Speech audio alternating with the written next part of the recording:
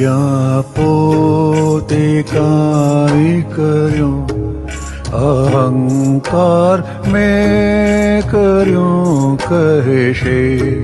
ફૂલાવી છાતીને ફરશે, જો ચસ્કો માનને ટેસે. પછી પોતે કર્યું સુંદર, ચડાવે ગર્વરસ અભિમાન. જુઓ ભિક્ષુકી માનીની ફૂંફાડે જ્યાં મળ્યું અપમાન. મળે જો માન તો ચાખો, પરંતુ રાખજે ખટકો. ઉદય કર્માનુસાર મળે, ઘટે નહીં રોજનો મસ્તો. ઘટે આસક્તિ ભૌતિકી, તિયારે ઢૂંઢે રોયલ મન.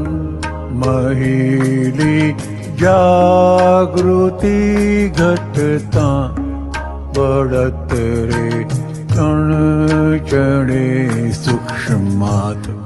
જુએ જો કોઈ માનીને, જગતને થાય વિકર્ષણ.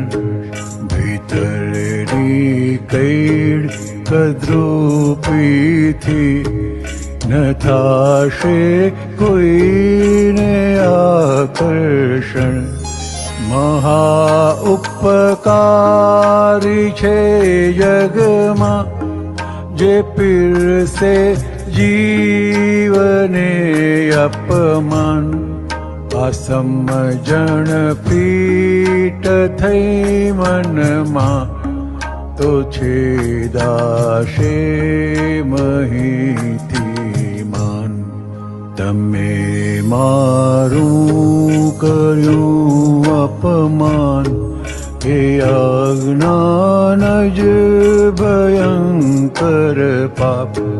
દીધેલું પાછું આવ્યું છે, નિમિત્ત છે લેણ દેણ હિસાબ. જય સચ્ચિદાનંદ. આપણે આપણો જીવન વ્યવહાર જોઈએ કે આપણને આ કોણ દોડ કરાવે છે, ભાગદોડ કરાવે છે. તો અહીંયા આ માનનો ભાગ જે છે, બધા મને ગણે, બધા મને માને, બધા મારું અસ્તિત્વ એવી રીતનું થાય એ બધા એને શું કહેવાય,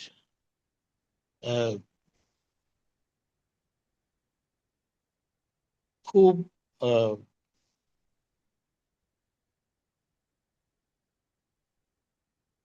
એને કઈ રીતે કહીએ, બધાની વચ્ચે મારી વાવા થાય.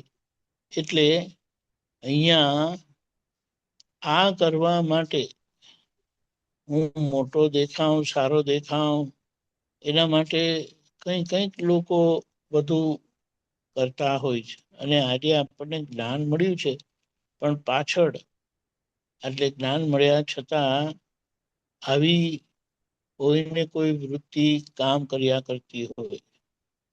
એટલે એક માનનો પર્યાય એક એવો પણ છે કે પોતે જ પોતાના વખાણ કર્યા કરે, કે જેથી કરીને લોકો એમને માન આપે, એમની લાયકાત ગણે.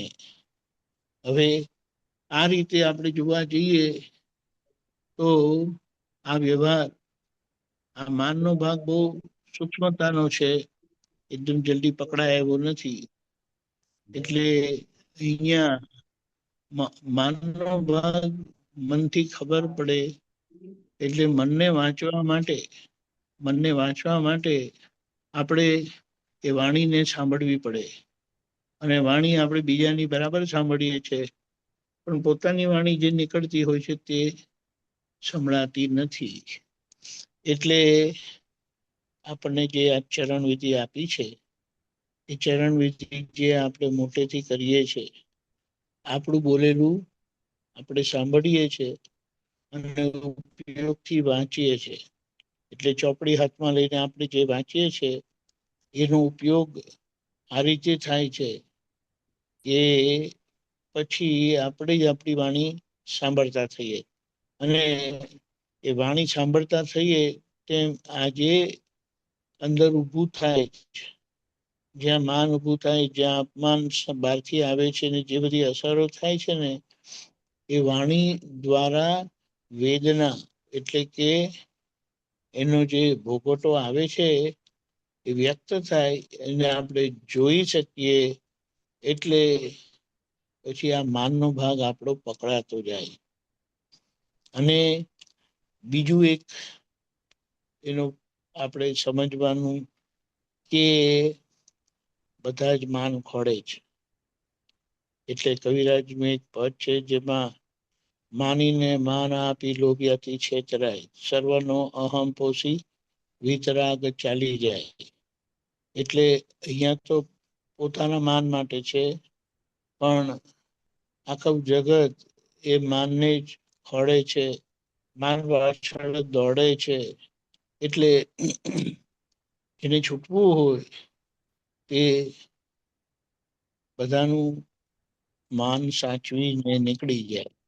પણ અહીંયા એક વસ્તુ એ પણ છે કે જેને પોતાને માન જોઈતું હોય, બીજાને માન કેવી રીતે આપે? બહુ અઘરું છે, બહુ જ અઘરું છે.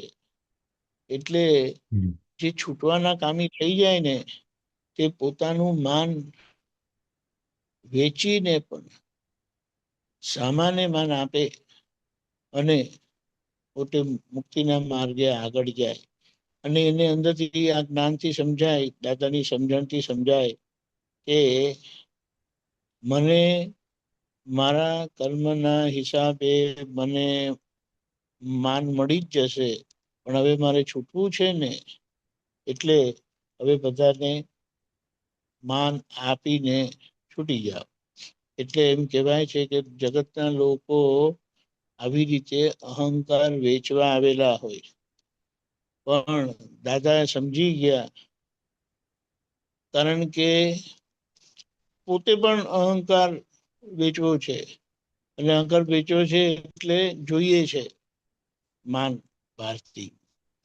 એટલે એ બીજાનો અહંકાર ખરીદી શકે નહીં, એટલે બીજાને માન આપી શકે નહીં. અને તેથી આ વ્યવહાર ગુચાયેલો રહે છે અને જીવન વ્યવહારમાં ભોગવટો આવ્યા કરે છે.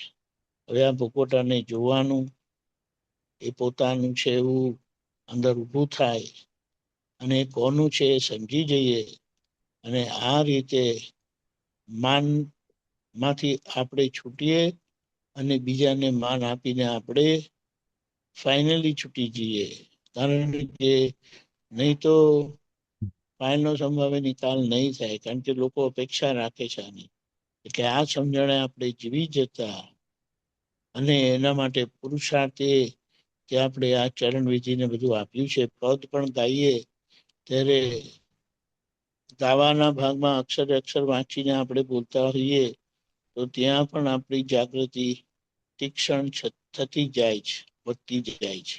અને એનો ઉપયોગ આપણને પોતાનું જ અંતસ્કરણ વાંચવામાં મદદરૂપ થાય. જ્યાં આ માનનો ભાગ છે એ બહુ છેલ્લા ઓગળે છે. એટલે અહીંયા આપણે આ રીતે કહીએ કે આ માનને આપણે હવે ઓળંગી જવાનું છે, ઓળખીને. દાદા આપણને શક્તિ, સમજણ અને પુરુષાર્થ આપે. જય સચ્ચિદાનંદ. જય સચ્ચિદાનંદ. આખા દિવસના પ્રોગ્રામમાં સવારે મહા